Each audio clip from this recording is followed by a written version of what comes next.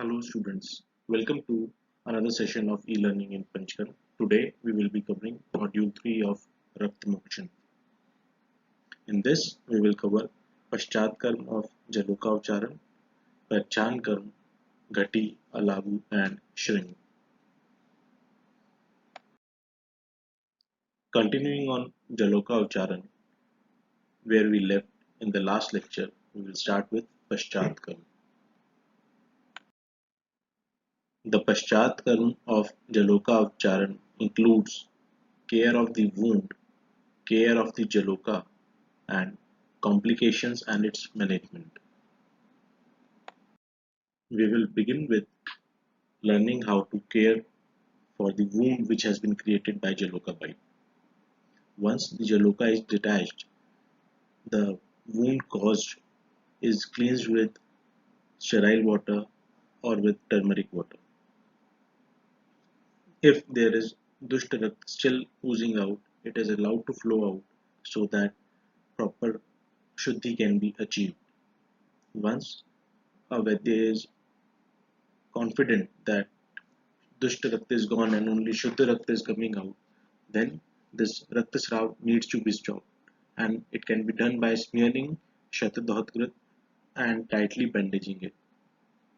It can also be done by applying a paste of Haridra or Arjun Chhal, and this can be applied instead of Shatadhatgrit. Pressure bandage is necessary so that the wound will heal in time. Taking proper care of the Jaloka is very important, because if it is not done properly, Jaloka can catch a disease or might even die in the coming days. To conduct proper care, we start as soon as the Jaloka leaves the place of bite. At first, a paste of Tandul can be applied over its body to help it relax from the stress of Raktachushan. After that, a mixture of Tel and Haridra or only Haridra can be smeared on its mouth to induce Raktavaman. How to conduct this Raktavaman? There are plenty of ways. One being where the Jaloka's tail end is held in the left hand with the help of thumb and finger, and the body is squeezed gently with the fingers of the right hand and is pushed gently towards its face. This force leads to Raktavaman. It might be required to do it more than once, and it is continued until the signs of proper vomiting in the Jaloka are found.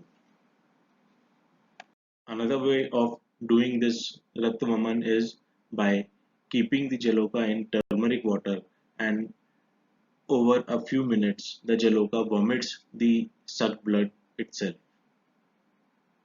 Once this vomiting has been achieved, the Jaloka can be kept in a vessel containing clean water. Then it should be observed whether it is agile or not. If it moves actively, then it is suggestive of proper emesis, and if it is lethargic and settles down at the base of the vessel, then Raktavaman should be done again, or the Jaloka can be kept in turmeric water for a few minutes. If after all these efforts the whole blood is not vomited by Jaloka, a disease called Indramad or Raktamad can occur, and in such conditions Jaloka should not be used in future bloodletting, because it can cause various side effects or complications. There can be various complications associated with Jaloka Ucharan. For example, if Savish Jaloka is used, there can be symptoms like Daha, Shov, Pak, Kandu, Pitika, Visar, Jwar, Murcha, and Shwitra.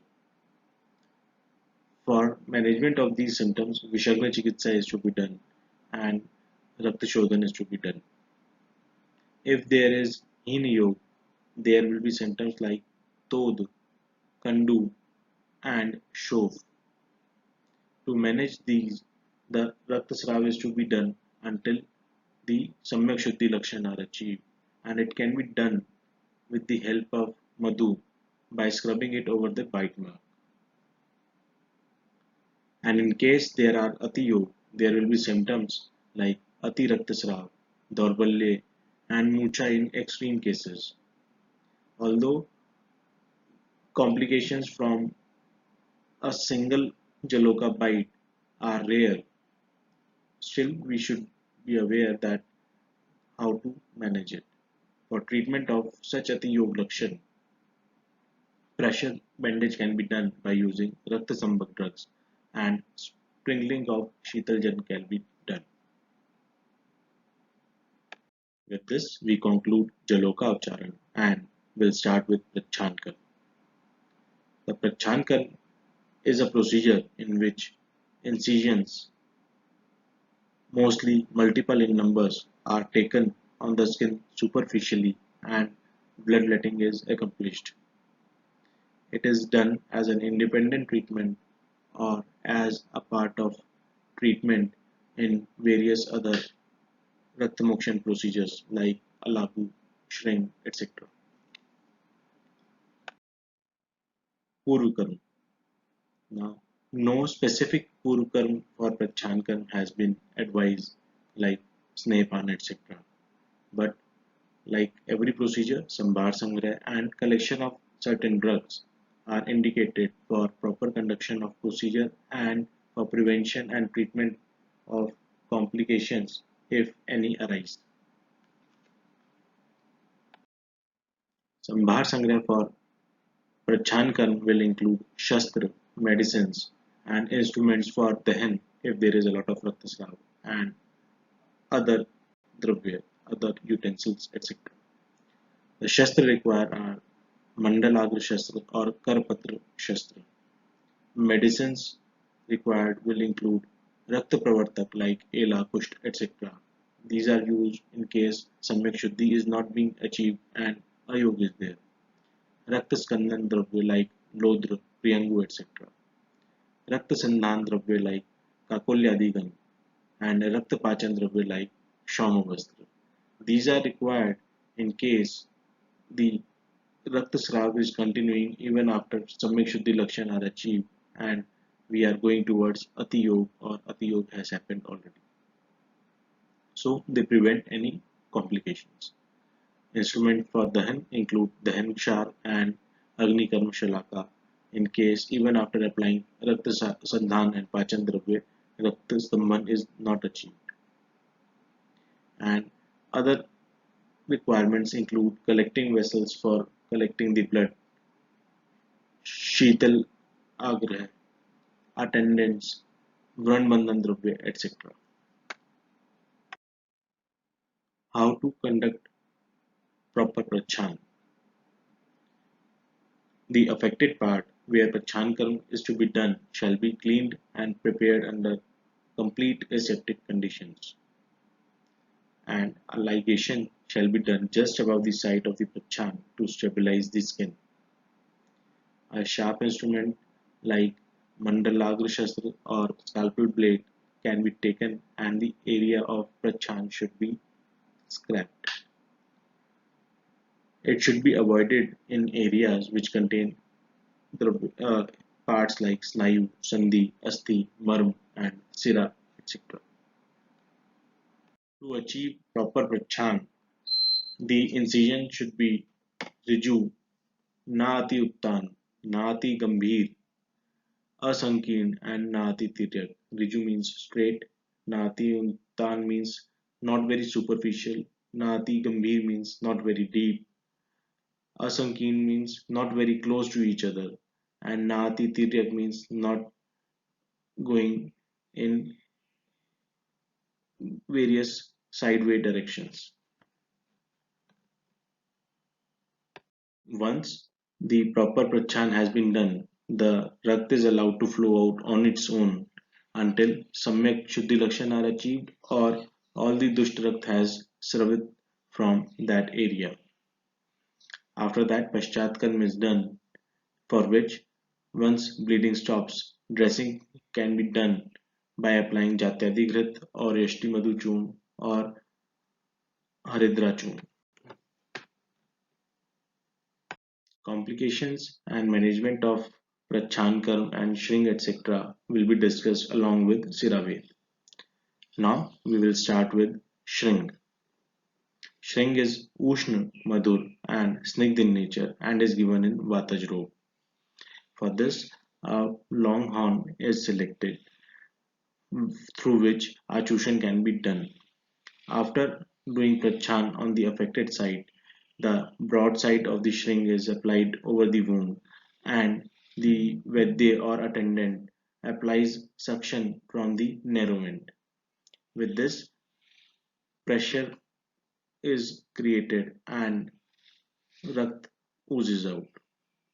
This is called Shring Karma. There is another treatment similar to Shring which is called as Alabu. The difference being in Alabu, no suction is applied. Alabu is Katu, Ruksh and Tikshn in nature and can be done on Kafaj rope. To perform Alabu, the Prachan is done and Alabu is applied over the affected site. In this, a flame is ignited so that negative pressure is created and Rakt can be collected through the Prachan inside the Alabu. Alabu can be done as wet as well as dry cupping.